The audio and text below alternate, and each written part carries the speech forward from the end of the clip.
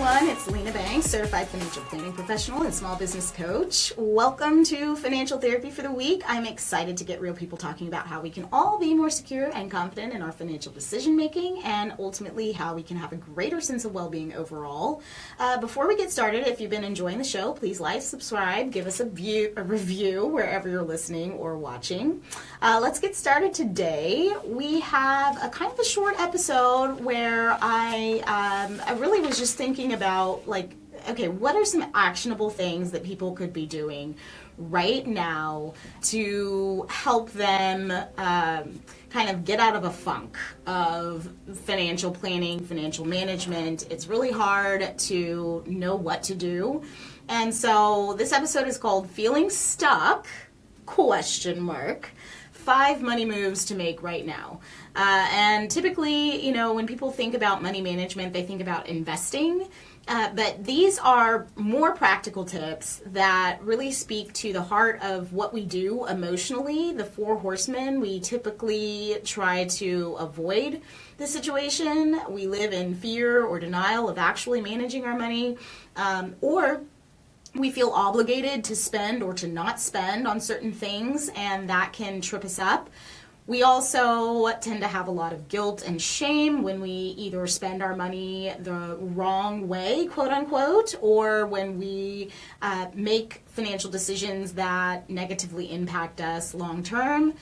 And the other thing that we tend to do a lot, especially if we are in a situation where we do make pretty good money, is we kind of attribute our success to ourselves rather than really digging deep to see, okay, what actually happened here? What could I actually change to make myself even more secure and comfortable in my financial decision making? So I call those kind of the 4 horsemen of personal finance. And so if you haven't listened to the episodes that talk about those 4 horsemen in more detail, then please do.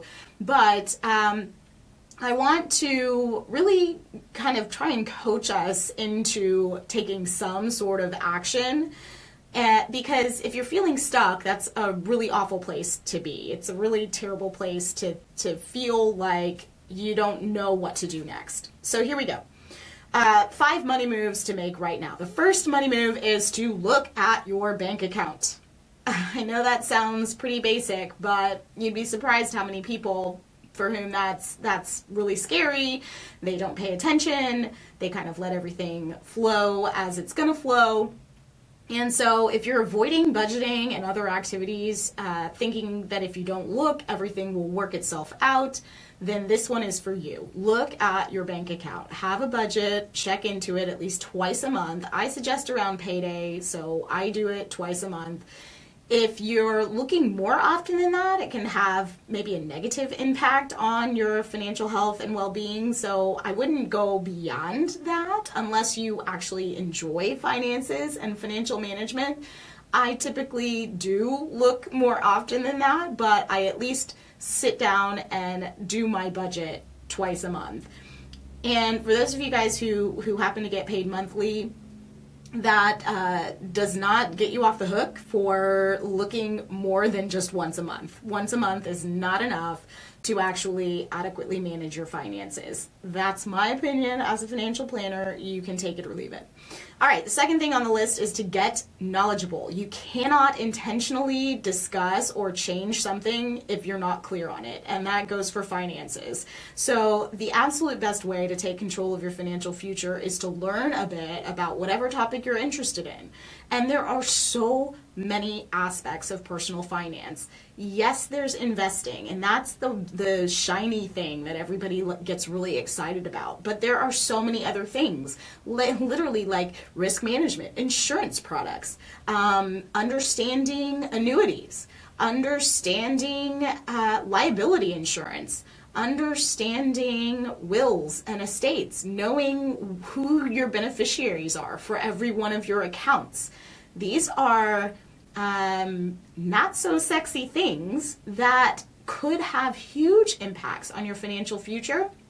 So get knowledgeable about them. Choose one topic that you've always kind of wondered about and go out there and check it out. All right.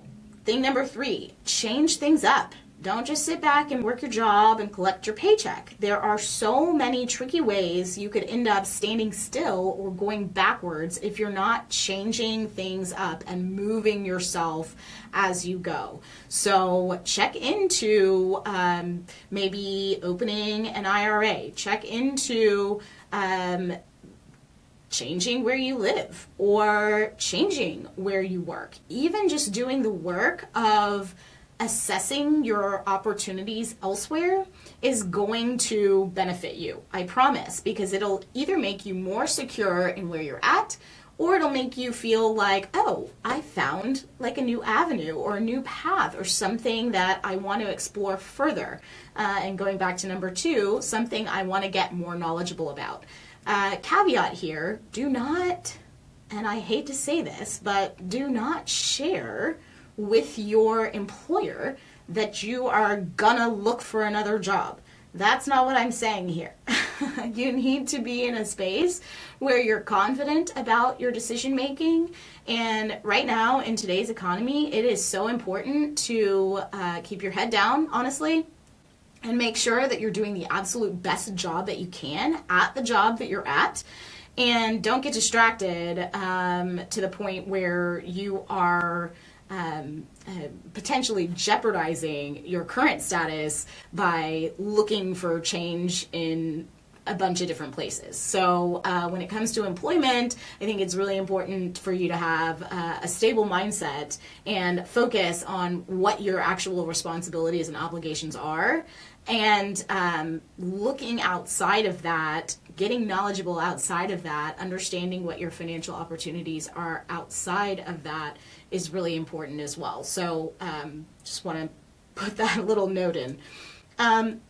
Number 4, curb your spending on consumables and focus on investments. And what I mean by investments is not stocks, bonds, putting your money into your retirement, things like that.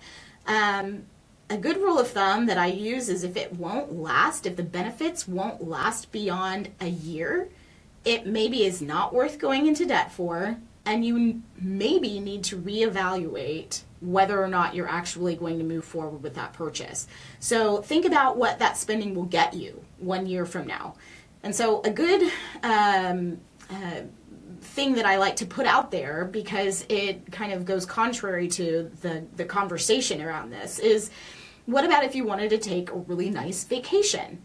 Okay, well, first of all, it has to be in your budget, of course. But when you think about that as a consumable, it's not necessarily a consumable. It could be. You could spend a lot of money on a vacation, but you could also have something that's like relatively a good bargain, but is a great experience that is going to, quote unquote, last you for several years. You're going to be talking about it. You're going to be excited about having been. You're going to be able to plan something that complements that, or to take someone you love back to that same place, or whatever it is. So I'm not saying don't spend any money. I'm saying focus on investments instead of consumables. So if you can't visualize what that investment is going to get you a year from now, or what dividend it's going to be paying off a year from now, then, or if it's not an essential like groceries, rent, mortgage, then don't spend your time justifying it. Spend your time finding the alternative that is going to be more fulfilling for the long term. As a parallel, when you think about eating to survive versus eating for pleasure, most of us don't love the idea of just eating to survive. But if you reframe that as an investment you're making in your future, so, okay, I am going to change my eating habits, and I'm literally going to eat differently in order to invest in my physical health, then all of a sudden that changes what you're actually doing. You are investing in your future by restricting what you're currently doing. And so you can curb immediate spending on things that won't do you any good later on by having that mindset. The real shift really comes when you get excited, when you start to be really taking ownership over your financial decisions, and then you can see a path to getting ahead. It's not always clear, and it's definitely not always possible.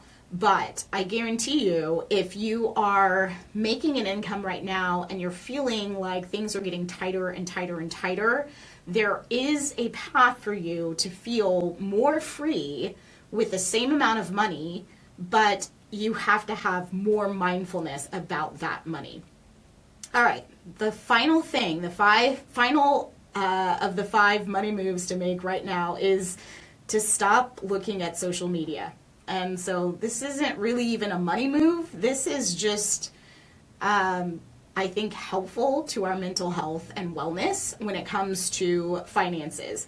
So low self-esteem, inferiority, oh my goodness, inferiority complexes, feeling like others have more to spend, or they're spending it better than you, or you need to spend on certain things that you're seeing online, are all traps. And keeping up with the Joneses, all of that is such a mental and emotional trap when it comes to finances. And so if you get off of social media, it becomes much easier to stay focused on your plan, and you will instantly start to feel better about where you're going relative to your own budget, your own goals. If you find it hard to get off social media, don't fool yourself about what it's doing to your mental health and well-being. It really is, or can be, detrimental to you. So lots of people out there, lots of influencers making a lot of money, lots of corporations making lots of money on your time and your attention online. And if you are feeling some kind of way about your finances, one step that you can make right now to kind of alleviate some of that pressure, some of that obligation, some of the guilt, the shame around your personal finances is to just get offline. Don't look at social media. At least don't look at social media as part of your financial outlook. And so I hope this helps. 5 money moves to make right now. First, look at your bank account. Second, get knowledgeable about personal finance, any aspect of personal finance that you find interesting. Third, change things up. Fourth, curb spending on consumables and focus on investments. If you can't reframe something as an investment, then it might not be something that you need to put your financial resources into. And then finally, stop looking at social media. Certainly stop looking at social media as a guide for how you should spend your money. And it's really hard to be on there and not. Everybody's made those impulse purchases based on what they see online. And it's just not good for your budget, but then also for your emotional health and well-being. So this was Feeling Stuck, 5 money moves to make right now. I'll be back next week with another episode.